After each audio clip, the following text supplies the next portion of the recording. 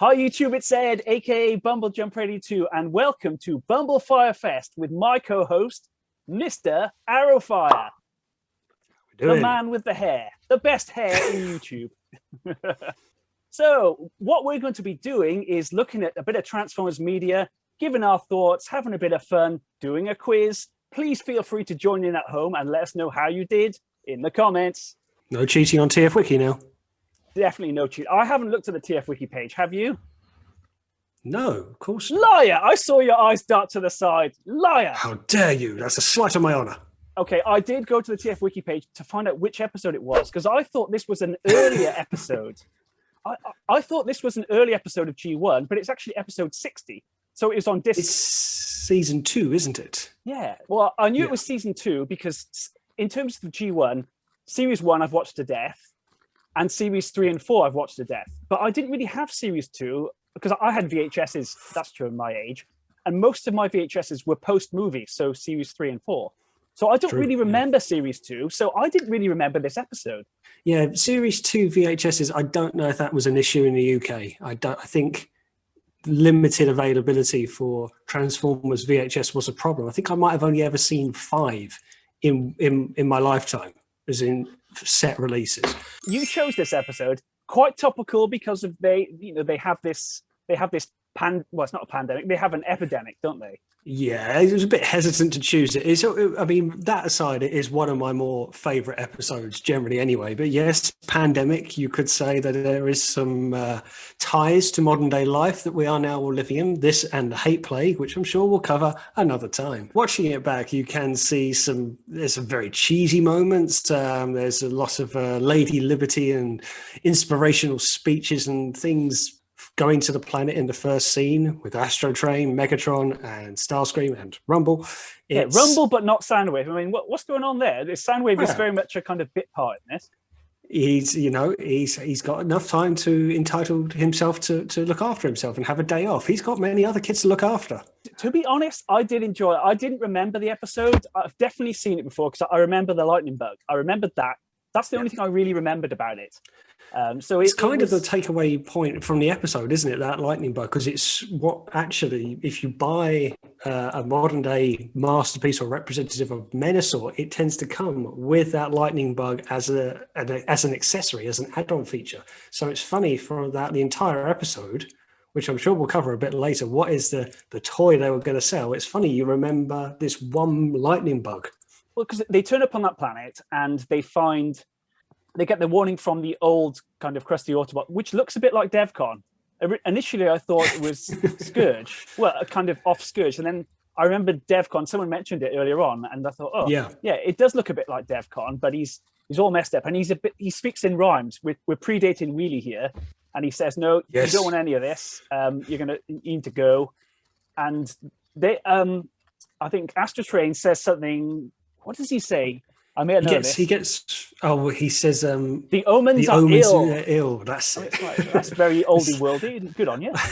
Didn't realise Astro Train was so Shakespearean. Essentially, they leave, they get followed by an asteroid. How and why do they get followed by an asteroid? It's just kind of following them. Is that gravity or is it alive? It's supposed to be a curse, isn't it? It's like you've taken something from our planet and now we will curse you forevermore and follow you into the depths of space. But it is a bit bizarre. And going on to that next bit, Megatron's like, I will show the power of this lightning bug, and blows it up. Now, that's a bit of a silly thing because, of course, I know it's a cartoon aimed at kids, but if you blow something up in space, it's going to projectile everywhere because there's no gravity to stop it. So naturally, as soon as he does that, Astro Train starts flying through a meteor shower.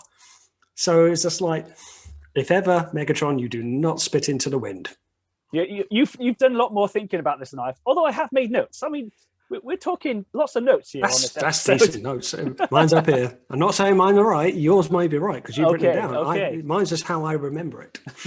So then once we get onto Earth, we have a big press conference and Preceptor has unveiled a new rust-proofing anti-bac, that's not the right word, alkali, some sort of formula that can be used to prevent rusting. And the Autobots are gladly saying they're going to use it to protect Lady Liberty, the Statue of Liberty herself. Again, very patriotic. So as the episode course goes on, Megatron is back on Earth after being hit in the chest by that shard of meteor, and he's starting to be infected with cosmic rust. Now he's like, I don't need anyone. I don't need Ratchet. I don't need Shockwave. I don't need anyone else. I need Preceptor.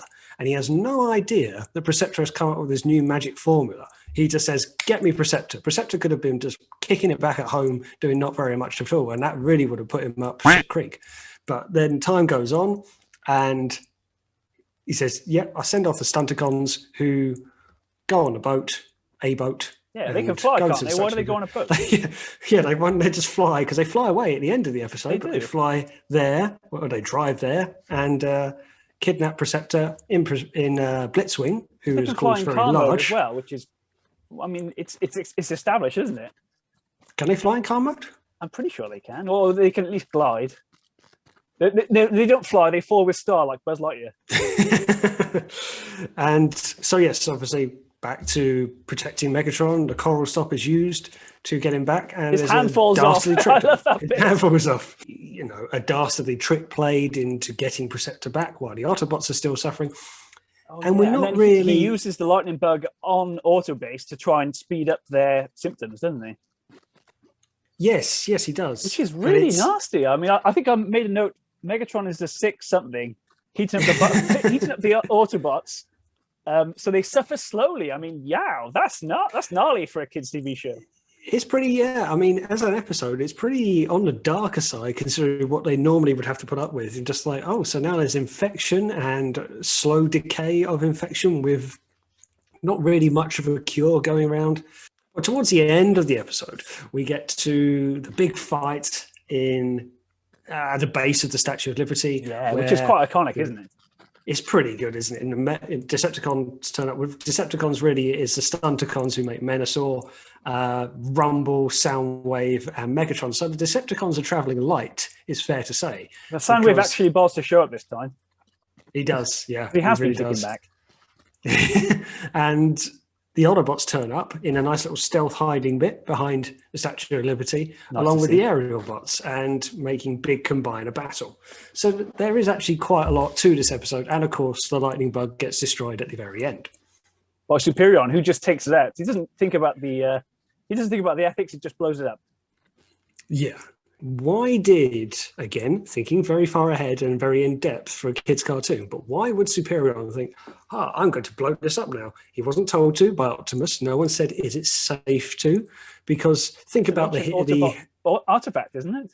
Well, exactly. It's from like a Cybertronian colony, isn't it? And if you think to the hate plague, when stuff comes, later in the cartoon series, when stuff comes to Earth, obviously when it gets dispersed, it starts to infect the rest of them. How did Superior know that by blowing this up wouldn't cause the entire population to get cosmic rust? Would it not just spread faster? Because it's from the same planet.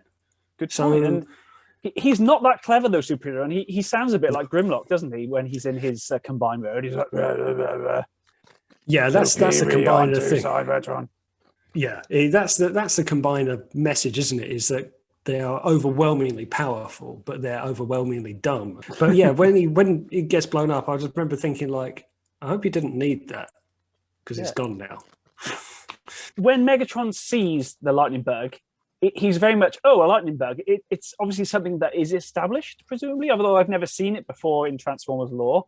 He says a lightning bug like it's something that everyone should know what it is. I was like, should they? Yeah, I get the impression he does, and that is a fair point. But I really do get the impression he just does the old catchphrase, doesn't he? Say what you see. He was like, it's a lightning bug. And it's a bit like it shoots lightning. Ladies and gentlemen. Roy Walker, what a legend. Oh, absolutely. I think he's still alive. You're just about. Yeah, he was pretty old in the 1990s, so he's probably ancient now. Wasn't he? He's definitely had his jab. That's how we work out people's ages. I haven't had mine yet, folks. Okay, commercial break time. So, which toy do you think they're trying to sell with this episode? Or toys? Well, for me, I would actually go with the Stunticons, because they're the ones that you see more so in the show. Whilst it's not their origin episode and we see them, for the first time, we've seen them before, you see them in all of their modes. You see them in robot mode, in car mode, in combine mode, Menasor fighting quite a lengthy battle at the end. So yeah, I think this is pleased by the Stunticons. You see them as much in the episode as you do anyone else. Stunticons for sure. I also put aerial bots and maybe Perceptor because he is kind of front and center. Yeah, it is Perceptor's episode. It's easy to say Perceptor, although other than being sellotaped in a very Wild Western style execution towards the end of the episode, there's not a lot of really advertising Perceptor other than he's the smart one. He'll get us out of this mess. And now to our favourite moments. Do you want to go first, mate? I mean, I love the throwing of the hand, Megatron. And now look what you've done. That's just a comic moment. That's so ridiculous. That's good fun. But my favourite moment of that, and probably for most of the Transformers cartoon, is actually the final battle, really between the two combiners of Menasor and Superion. I do think that combiner battles in the cartoon were very short-lived. You never saw two big combiners feuding for too long. This is probably one of the better battles between the two of them. So yeah, that's my favourite one for me. How about yourself? Right. Well, I've put favourite moments. Oh yeah, here we go. When the Stunticons are basically taking Perceptor, Perceptor says, "Help, Optimus Prime!" He calls out for Optimus Prime, whereas Optimus Prime at that point is kind of admiring the Statue of Liberty, and he's like, "Aerial bots, you sort it out." I love that bit. It's like, delegate that. I mean, how high and mighty must Perceptor think he is to call for the leader of the robots to save him? Everyone else is there. I think, come on. It would be, I mean, imagine if it had been like, "Help, Optimus Prime," and Optimus goes, "Aerial bots, go and get Perceptor." And go, "He didn't call for us, mate. I'm sorry, we're further down on his pecking order. That's up to you." Moving on now to the worst segment of the show. It's not the worst segment of the show. Is it? Worst moments. Yeah. And for me, at least, this is going to be probably the cheesy ending. It's a bit there, where it's kind of Bumblebee saying to Optimus Prime, "Yeah, and we saved a lady at the same time. Lady, that one." And I was like, wow, I'm all for patriotism, but it was a bit like that. So that's probably, considering I love the episode, yeah, that's the only bit. It's a bit overkill for me. How about yourself? I've got a couple, actually. My worst part, I think, it's something which I think should have been in the episode. Megatron gets really sick. Why does Starscream not try and take over? That's pretty much his MO. That's a glaring omission for me. And also the part where Decepticons, "We are about to be cured," says Megatron. He's the only one that's sick. I love that. He kind of lumps them all in. "We're about to be cured." That's probably my least favorite part. To be fair, they are on an underground base, so it was an underwater base, I should say. So if Megatron's sick, it's only a matter of time before the rest of the crew is sick as well. You know, with the air conditioning. Well, to the water, yes. Yeah, they're under a lot of heat and pressure underwater, so they probably all got it very quickly. I did think the operation was quite good because you have Starscream with his little claw, pulls it out. I made a note of that. Hang on. Yeah. Starscream has a claw, he does his operation, and he says something like, "Unfortunately, it was a success." The operation was a success. And just like, oh, there's Starscream being Starscream. Yeah, he didn't take enough advantage in this episode, Starscream, I don't think. And welcome to the pub quiz. Cheers. What have you got, mate? Right. What, to drink or for questions? To drink first, then questions. Well, to drink, I'm still working on my Lemsip with a hint of whiskey. Ooh. I've got a Ribena and gin because I haven't got any beer in the house. Not too dissimilar. No, mine's a cold toddy, yours is a hot one. What we're going to do is ask each other 3 questions. We're going head to head. Feel free to play at home and let us know in the comments how well you did. Okay. Do you want to start us off then with your first question? I'll start us off. Okay, so question 1. What is the award that Perceptor wins?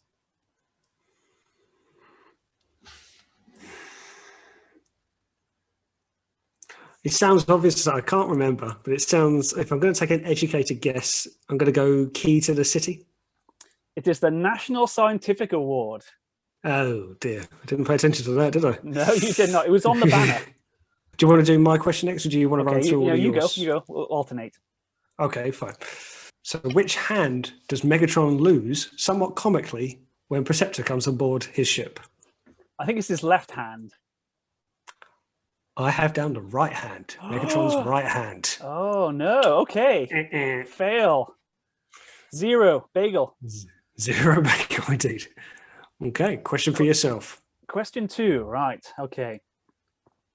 When the Autobots are stopping the Statue of Liberty, there's, I think, 5 of them on there spraying. There's one at the top who is miscolored. Who is it, and what are they miscolored as? It's Gears. He's on the top, but he's miscolored. So he's not Gears. It's meant to be someone else. So Cliff Jumper? No, it's Rumble. Gears is miscolored as Rumble, I believe. You might have to rewatch the episode. Wow. Or go on the TF Wiki, because we know we so haven't not done only is it not Gears, it's not an Autobot. No. And for those of you keeping score at home, Rumble is the blue one. Rumble. Isn't that right, Ed? Isn't that right, Red? I'm not commenting on this. We're not going there. Okay, my next question for you. Which planet do the germs, the infection, the cosmic rust, what is the name of the planet that it originates from? I think it's Antilla. Very good. Very good. I didn't think you'd get it. Very good. Did you not Antilla is correct. Yes. Booyah. It's said later into the episode when Teletran goes through the files, and I thought there's a chance he might not have kept attention all that long. Legend has it. This is like the Black Plague, and then Teletran one literally gives the exact origin of it. It's like, well, it's not legend has it then. It's established, surely. The legend that is Teletran. 1-0 to Ed, I think. 1-0 to Ed, yes. Yes, it is. So my second question. Okay. Optimus Prime gets told by Megatron via Skype or whatever they use to converse with each other that he needs to come and rescue Perceptor from a specific location at a specific time. What is the location? And a bonus question for time. I'm going to say the time is midday or high noon. Midday is right. The question, the location in question is... I know it's in the middle of a valley, but don't know what it's called. What is it? Give up. Yeah, go on. I'll give up. Fox Creek Canyon. Oh, come on! What's your name, Chris McFeely? Well, good lord, with these questions. It's. I didn't know how hard yours were going to be, though. I thought you were going to really open it out for me, because this is one of your favorite episodes. I've seen it like once or twice ever. The first episode, I wanted to ease you in gently for the first of our series, so I was like, no, I'll go nice and gentle. But okay, fair enough. In the words of Daffy Duck, you realise this means war. Okay, so my third question: who can be seen bringing Perceptor to Megatron in his room in the base? Who are the guards who escort Perceptor? Oh, right, hang on. I believe it's Dirge and Ramjet. Is that your final answer? I think so. That is right. Yes! You see, I'm pretty sure that Thrust doesn't appear in the episode. I knew it was 2 of the Coneheads, but I don't think Thrust appears in the episode, so it had to be Dirge and Ramjet. Yes, that is right. Well done. The Coneheads, which I've gone on record many times and said they're background characters, I still stand absolutely. by that. I completely agree. But not too background that you didn't know their names. No, absolutely. So by my scoring, you won the pub quiz? It's 2-0, but I've still got one more question. Oh, we can answer it. I can't catch you, but well, we can give it a try anyway. My last question is, can you name 4 of the Autobots which are on top of the statue spraying it? In the beginning. So... when they actually treat the Statue of Liberty with Coral Stop, I think there's 5 of them on there. Can you name 4 of them? Actually, can you name 3? Oh, thank you. Bumblebee? Yep. Gears? Yep, because he's miscolored at the top. You cheat. Yeah. Not Ironhide. No, Ironhide's on there. Yeah? You said not Ironhide, so you can't have that. I can't have that. Someone who likes fixing stuff? Grapple? No. Ratchet? Yeah, there you go. I'll give you that one. So it's 2-1. It's 2-1. How did you do at home? Did you beat 2? If you did, well done. You did better than me for what is one of my favourite episodes. So, Ed, what did you learn from watching the episode Cosmic Rust? Well, I learned from the episode Cosmic Rust that Transformers are supposed to be rust-proof, but not in the case of normal... Well, in the case of normal rust, rust proof, but cosmic rust, they are affected. That's what I learned. What about yourself? I learned that you should never take something from an alien world because you don't know where it's been or if it's been cursed. Would you watch it again, Ed? How's it left you feeling?